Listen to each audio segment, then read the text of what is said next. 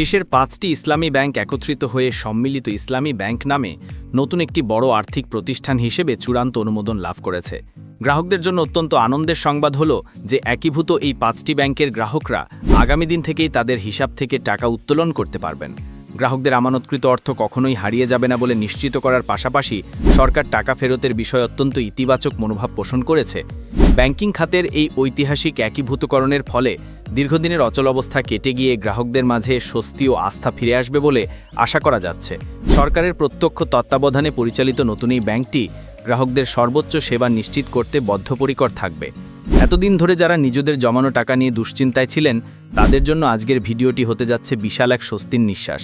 অবশেষে চূড়ান্ত অনুমোদন পেল সম্মিলিত ইসলামী ব্যাংক। দেশের সংকটগ্রস্ত ৫টি ইসলামী ব্যাংকে একীভূত করে গঠিত হয়েছে এই নতুন শক্তিশালী আর্থিক প্রতিষ্ঠান। আর সবচেয়ে বড় সুখবরটি হলো, গ্রাহকরা আর অপেক্ষা করতে হবে না। আগামী দিন থেকেই ৫টি ব্যাংকের গ্রাহকরা তাদের টাকা তুলতে পারবেন। সরকার আমানতকারীদের অর্থের পূর্ণ নিরাপত্তার নিশ্চয়তা দিয়েছে। কিন্তু প্রশ্ন হলো, কিভাবে কাজ করবে এই নতুন ব্যাংক? লুটপাটে শিকার হওয়া ব্যাংকগুলো কি আসলেই ঘুরে দাঁড়াতে পারবে? অর্থনীতিবিদ এবং খোদ অর্থ উপদেষ্টা কি বলছেন এই মার্জার বা একীভূতকরণ নিয়ে? আজকের ভিডিওতে আমরা এই পুরো বিষয়টি পোস্টমর্টেম করব। না টেনে শেষ পর্যন্ত দেখুন, কারণ আপনার টাকার নিরাপত্তার বিষয়টি এর সাথে জড়িত। প্রিয় ভিউয়ার্স, আসসালামু আলাইকুম। আজকের নতুন ভিডিওতে আপনাকে স্বাগত জানাচ্ছি। আপনি যদি আমার চ্যানেলে নতুন হয়ে থাকেন, তাহলে এরকম নতুন নতুন ভিডিওর আপডেট পেতে চ্যানেলটি সাবস্ক্রাইব করে রাখুন। ভালো লাগলে লাইক, কমেন্ট করুন, আর সম্পূর্ণ ধারণা পেতে পুরো ভিডিওটি না টেনে দেখুন। তাহলে শুরু করা যাক। বাংলাদেশে ব্যাংক অধিগ্রহণ বা একীভূতকরণের ঘটনা এই প্রথম। বিশ্বের অন্যান্য দেশে এটি সাধারণ ঘটনা হলেও আমাদের দেশের প্রেক্ষাপটে এটি একটি বৈপ্লবিক সিদ্ধান্ত। কিন্তু কেন এই সিদ্ধান্ত নিতে হলো? আপনারা জানেন, বিগত সময়ে অনিয়ম এবং দুর্নীতির মাধ্যমে দেশের কয়েকটি ইসলামী ব্যাংক থেকে হাজার হাজার কোটি টাকা বের করে নেওয়া হয়েছে। ভিডিও ফুটেজে আপনারা দেখছেন এক্সিম ব্যাংক বা অন্যান্য ইসলামী ব্যাংকগুলোর বর্তমান অবস্থা। মূলত ব্যাংকগুলো থেকে বেনামে ঋণ নিয়ে অর্থ পাচার করার ফলে এই তারল্য সংকট বা ভঙ্গুর দশা তৈরি হয়েছিল। গ্রাহকরা চেক নিয়ে দিনের পর দিন ঘুরেও টাকা পাচ্ছিলেন না।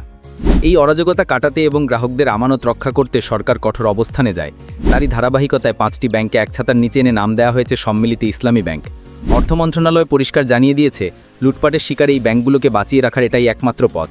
এবং আনন্দের বিষয় হলো, সরকার গ্রাহকদের টাকা ফেরতের বিষয়ে খুবই ইতিবাচক। অর্থাৎ আপনার টাকা হারিয়ে যাওয়ার কোনো ভয় নেই।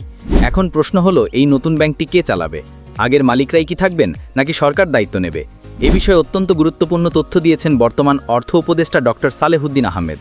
সম্প্রতি তিনি ওয়াশিংটন সফরে গিয়ে একটি বিশ্ব ব্যাংকের অফিসে একটি সাক্ষাৎকারে স্পষ্ট করেছেন সরকারের রোডম্যাপ। তিনি জানিয়েছেন, আপাতত এই সম্মিলিত ইসলামী ব্যাংক সরকারের পক্ষ থেকে পরিচালিত হবে, অর্থাৎ সরকারি এখন এর অভিভাবক।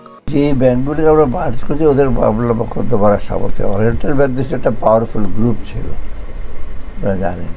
তো ওরা কেস করে, কিন্তু আনফর্চুনেটলি যারা কিনেছে, আমি বলবো তাদেরই দুর্বলতা। এটা মানে নতুন ব্যাংকটা তো আপাতত গভর্নমেন্টের সাথে থাকবে। আমরা চেষ্টা করব বোর্ডটা এবং চেয়ারম্যানের বেটার হয়। ডক্টর সালেহুদ্দিন আহমেদ একটি উদাহরণ টেনে বলেন, অতীতে ওরিয়েন্টাল ব্যাংকের মতো শক্তিশালী গ্রুপও ধসে পড়েছিল ব্যবস্থাপনার ভুলে। তিনি মালয়েশিয়ান কোম্পানির প্রসঙ্গ টেনে বলেন, যারা ব্যাংক কিনেছিল তাদের অদক্ষতার কারণেই ব্যাংকগুলো ডুবেছে। তাই নতুন এই ব্যাংকে সরকার আগের ম্যানেজমেন্ট বা পরিচালকদের রাখবে না, বোর্ড পুনর্গঠন করা হবে এবং শত দক্ষ লোকবল নিয়োগ দেওয়া হবে। তবে সরকার কি চিরকাল এই ব্যাংক চালাবে? উত্তর হলো না। অর্থ উপদেষ্টার পরিকল্পনা অনুযায়ী আগামী 2 থেকে 3 বছর ব্যাংকটি সরকারি তত্ত্বাবধানে চলবে। যখন ব্যাংকটি তার পায়ে দাঁড়াবে, তখন এটি বেসরকারি খাতে ছেড়ে দেওয়া হবে বা প্রাইভেটাইজ করা হবে। সেক্ষেত্রে কোনো স্ট্র্যাটেজিক পার্টনার বা বিদেশি বিনিয়োগকারীকেও যুক্ত করা হতে পারে। মূল লক্ষ্য হলো ব্যাংকটিকে লাভজনক করে তোলা। আলটিমেটলি এইম হলো 2 বছর বা 3 বছর পর এটাকে আমরা প্রাইভেটাইজ করে ফেলব, স্ট্র্যাটেজিক পার্টনার। সরকারের এই উদ্যোগকে সবাই স্বাগত জানালেও সিনিয়র ব্যাংকার এবং অর্থনীতিবিদরা কিছু কঠিন বাস্তবতার কথা মনে করিয়ে দিচ্ছেন। অগ্রণী ব্যাংকের চেয়ারম্যান এবং বিশিষ্ট ব্যাংকার সৈয়দ আবু নাসের বখতিয়ার আহমেদ মনে করেন, বিষয়টি যতটা সহজ ভাবা হচ্ছে, বাস্তবে ততটা সহজ নাও হতে পারে। তার মতে 2 বছরে ব্যাংক দাঁড় করানো সম্ভব, তবে তা হবে ভেরি ডিফিকাল্ট বা অত্যন্ত কঠিন কাজ। কেন কঠিন? কারণ ব্যাংকের মূল ভিত্তি হলো আস্থা। গ্রাহকের আস্থা একবার ভেঙে গেলে তা জোড়া লাগানো খুব কঠিন। তিনি একটি গুরুত্বপূর্ণ পয়েন্ট তুলে ধরেছেন, গ্রাহকরা কাল থেকে টাকা তুলতে পারবেন, এটা নিঃসন্দেহে সুখবর। কিন্তু ব্যাংকে হিসাব করতে হবে তাদের কাছে কত টাকা জমা আছে আর কত টাকা ঋণ হিসেবে বাইরে পড়ে আছে। নতুন করে কেউ কি এই ব্যাংকে টাকা জমা রাখবে? সৈয়দ আবু নাসের বলেন, নতুন ডিপোজিট তখনই আসবে যখন পুরনো কাস্টমাররা তাদের টাকা ঠিকমতো ফেরত পাবেন। যদি গ্রাহক দেখেন যে চাইলেই টাকা পাওয়া যাচ্ছে, তবেই তারা আবার টাকা রাখবেন। আর যদি টাকা তুলতে গিয়ে তারা হয়রানির শিকার হন, তাহলে সংকট আরও বাড়বে। তাছাড়া শেয়ার মার্কেটে এই ব্যাংকের শেয়ার ছাড়ার যে স্বপ্ন দেখানো হচ্ছে, তা এখনই বাস্তবসম্মত বলে মনে করেন এই অভিজ্ঞ ব্যাংকার। আগে ব্যাংকের স্বাস্থ্য ভালো করতে হবে, তারপর শেয়ার বাজারের চিন্তা। আগে কাস্টমারের আস্থা তাকে আনতে হবে। কাস্টমারের আস্থা আনতে গেলে সে কত টাকা ডিপোজিট কি হিসাব করে কত দিনে দেবে, পুরা টাকাটা আমি কত দিনে শোধ করতে পারবো সেটাকে হিসাব করতে হবে। নতুন ডিপোজিট তখনই আসবে যখন পুরানা কাস্টমাররা তাদের টাকা ঠিক মতন পাচ্ছে, কিন্তু বন্ধ হয়ে গেলে তারা নতুন আসবে না। ব্যাংক একীভূতকরণের এই প্রক্রিয়ায় আরেকটি বড় মানবিক এবং প্রশাসনিক প্রশ্ন সামনে এসেছে, আর তা হলো ব্যাংকের কর্মীদের ভবিষ্যৎ। 5টি ব্যাংকের হাজার হাজার কর্মী এখন এক ছাতার নিচে, সবার চাকরি কি থাকবে?